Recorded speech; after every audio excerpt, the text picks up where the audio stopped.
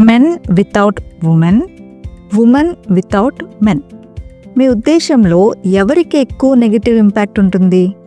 Men, women, లేదా ఇద్దరికి ఒకేలా ఉంటుందా? కమెంట్ చేయండి. నా ఫీలింగ్ ఏంటో వీడియో ఎండ్లో చెప్తాను. జనరల్గా నన్ను అందరూ ఫెమినిస్ట్ అనుకుంటారు. నాలోని రేషనల్ థింకింగ్ని ఎప్పటికైనా గుర్తించకపోరు అనే ఆశ మాత్రం అలానే ఉంది. ఎనీవేస్, షార్ట్ స్టోరీస్కి నేను పెద్ద ఫ్యాన్ని. Men without women authored by Haruki Murakami book purchase చేసే ముందు రివ్యూస్ చూస్తే మెన్ వారి లైఫ్లో ఉమెన్ లేకపోవడం వల్ల కలిగే లోన్లీనెస్ను హైలైట్ చేస్తూ రాసిన స్టోరీస్ అని ఇంటర్నెట్ అంతటా రాశారు. మరి నాకేంటి బుక్ ఇలా అర్థమైంది? ఇండైరెక్ట్గా ఉమెన్ని రోస్టింగ్ చేస్తున్నట్లు, ఉమెన్ వల్లనే మెన్కి అన్ని ప్రాబ్లమ్స్ అని చెప్తున్నట్లు వినిపించింది నాకు. ఈ బుక్లో 7 షార్ట్ స్టోరీస్ ఉన్నాయి. ప్రతి స్టోరీలో ఆయన చాలా ఇండైరెక్ట్గా, చాలా క్రాఫ్టెడ్గా ఉమెన్ని విలనైజ్ చేసినట్లే అనిపించింది. First story, drive my car.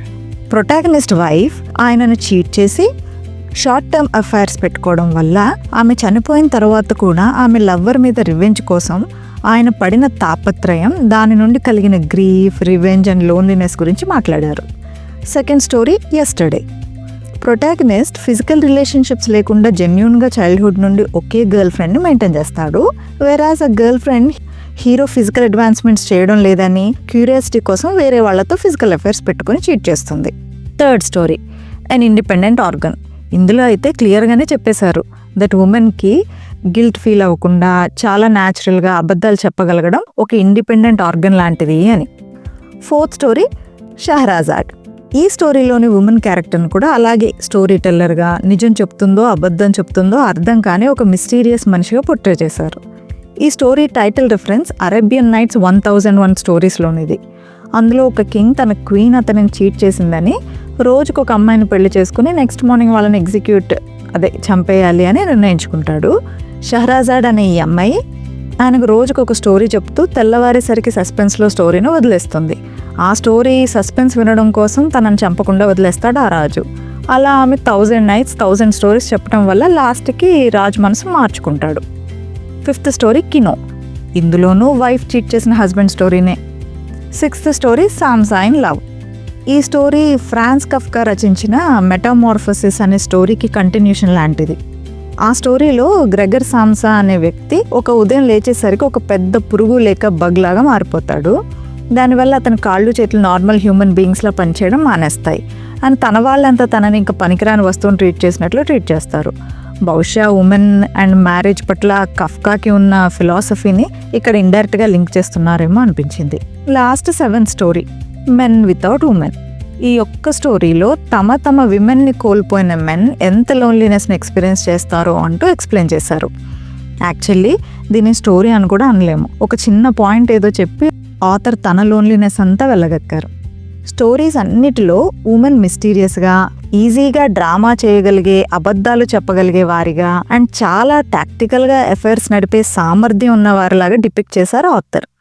At least నాకు అలానే కనిపించింది. నాకెందుకో ఈయన లైఫ్లో ఎవరో ఉమెన్ చాలా గట్టిగా బిట్రే చేసి ఉంటారు, అదే ఆయన స్టోరీస్లో బ్లీడ్ అవుతుంది అని అనిపించింది.